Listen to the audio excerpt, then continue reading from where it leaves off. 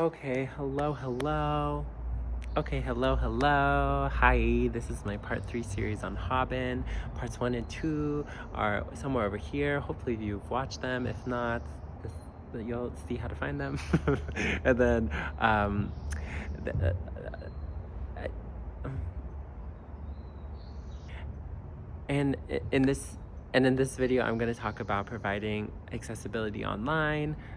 So, hello, I'm going to be honest for a second and just admit that I don't think this was like an easy thing for me to make. I don't even know what I'm trying to say, other than I just think whatever. Accessibility is really important to consider. That's why I made the video. I'm happy to have made it because I think it's important. But at sometimes I put this like pressure on myself to be like very energetic because I thought it would hopefully keep people's attention longer. But it kind of sucks that you feel like you have to like perform energy in order to keep people's attention on something that is actually very important. So I think that's like shitty. And that's all I'm trying to say is that like it shouldn't matter how the message is coming out. If it's important, and it shouldn't matter how someone's saying it. So accessibility is important, period. It is important to consider, it is important to think about online and offline. And that's pretty much what I'm trying to say by this little rant that I'm having. And I'm trying to make it quick as well because it's like you want to make it quick because you don't have people's attention for too long. So I'm gonna shut up now because I'm gonna continue with the video that I had planned and hopefully it's helpful to anyone who's still paying attention. So whatever. I'm gonna be done now. I'm done. What is even going the video? I have no idea. Okay. And in this video, I'm going to talk about providing accessibility online. So I just want to admit that I'm not like an expert and I'm still learning. So actually these accounts are people I've learned from and I definitely recommend following them. But I can provide some tips I have used when organizing content online to make it fully accessible. So I'm gonna begin in case you would like to hear that from me. So I'm gonna start with the image descriptions.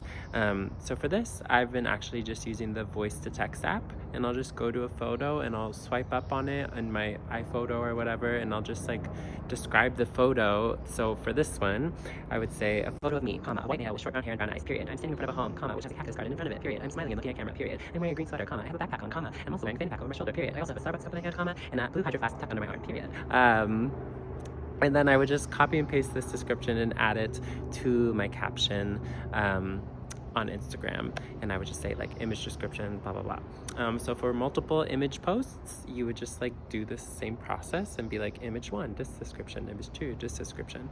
I'm sure you've seen other people do this. So however, on my photography page, I have been getting a little more specific with descriptions just because I like to, you know, include how I'm like composing an image or maybe how a subject is posed.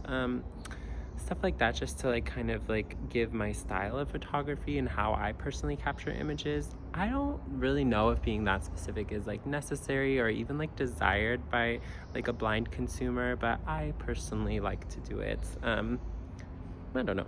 But another important thing to include in image descriptions is race, as pointed out by Haben in this tweet, which reads, "When identifying race in visual descriptions for blind people, don't skip white. Often I read things like, John, a black man, stands next to Jane, a dark-haired woman. Intentionally or not, it perpetuates racism. Descriptions and anti-racism are both needed to improve accessibility." And in order to avoid assuming someone's racial identity, it's always best to ask how someone identifies themselves. And so in future contracts for photography clients, I'm actually going to include the question, how would you like to be identified for an image description if I share photos from our session on social media? Please make sure to specifically include race, gender, hair color, and eye color. And then anything else is up to you. For example, sexual orientation, height, body size, disability, anything else someone would want to mention. But speaking of physical descriptions, I've also noticed descriptions being used in videos. I've noticed that many people from the disabled community will just start videos off right away by briefly describing themselves. So in this video, I probably should have like mentioned right off the bat, like Nathan speaking, I'm a white male with brown hair and brown eyes.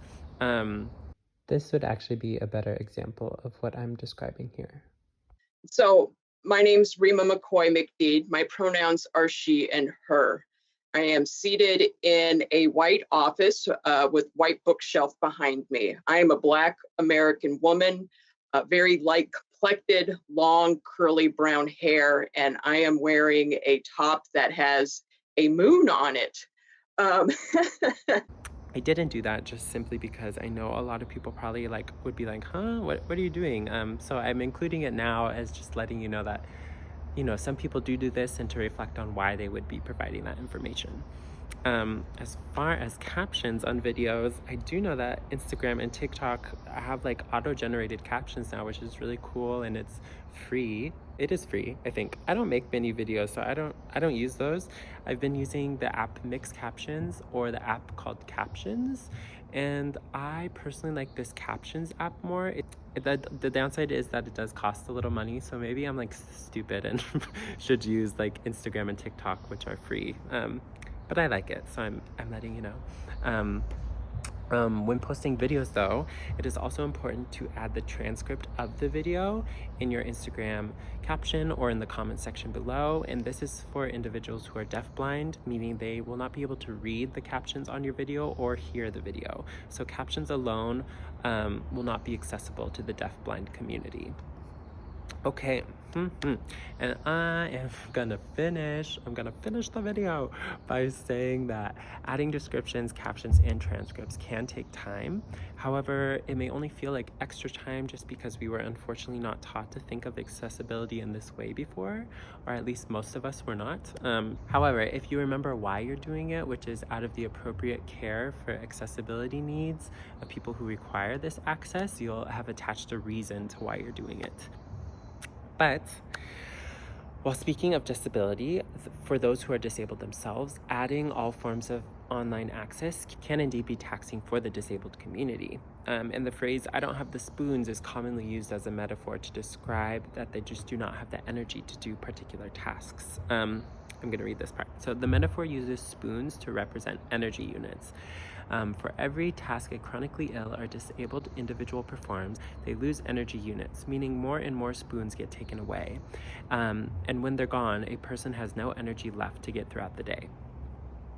So, hello, I do want to mention that I made a little mistake. So I shouldn't have summed up the spoon theory to describe both chronically ill individuals and disabled individuals together, because the spoon theory was created with chronic illness in mind specifically, and not everybody who is disabled has a chronic illness.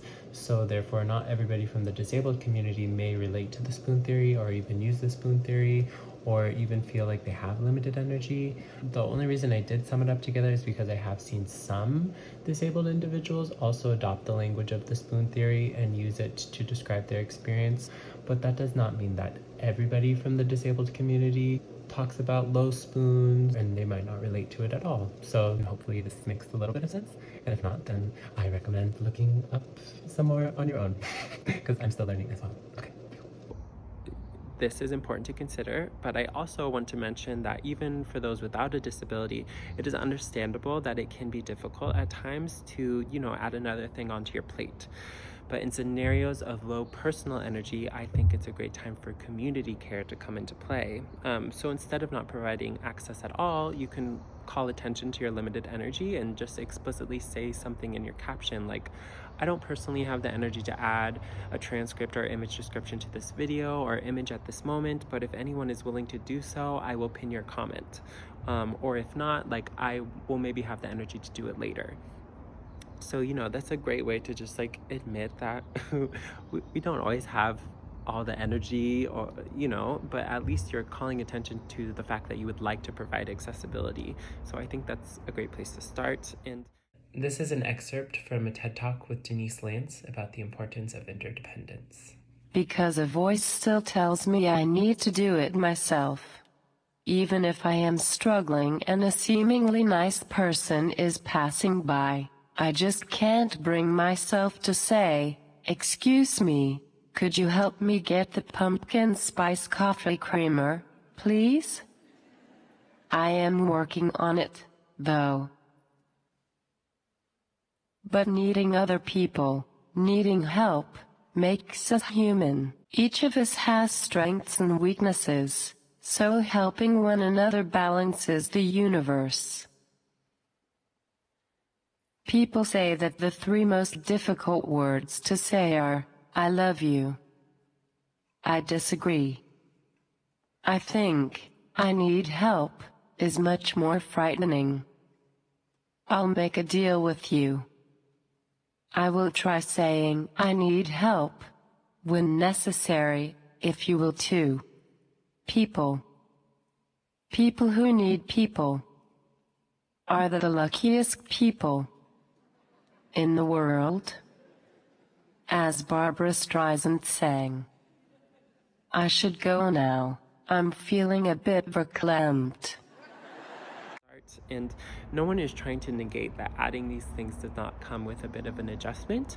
It absolutely takes a bit of time to get the hang of it.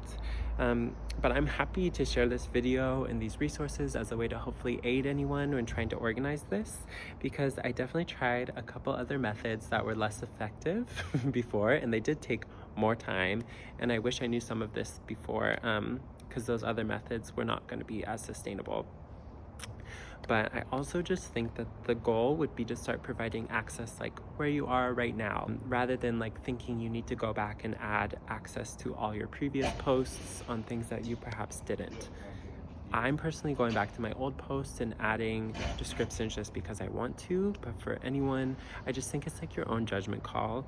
And it's more about like reflecting on what you can do in the future to provide full accessibility to online work and online posts, like right now.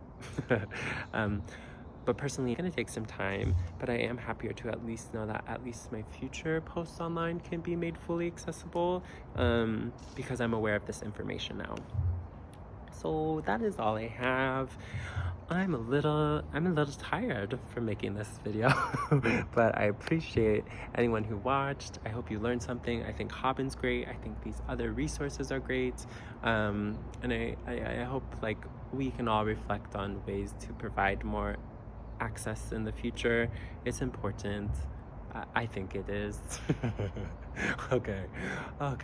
I'm gonna stop now. Thank you so much for watching. I know I can ramble and I'm doing it right now, so I'm gonna stop, and I appreciate you. My favorite quote from Haben, one more time. So sighted or blind, deaf or hearing, each of us holds just the tiniest fraction of the world's wisdom. Admitting we don't know everything will aid us on this trek for knowledge.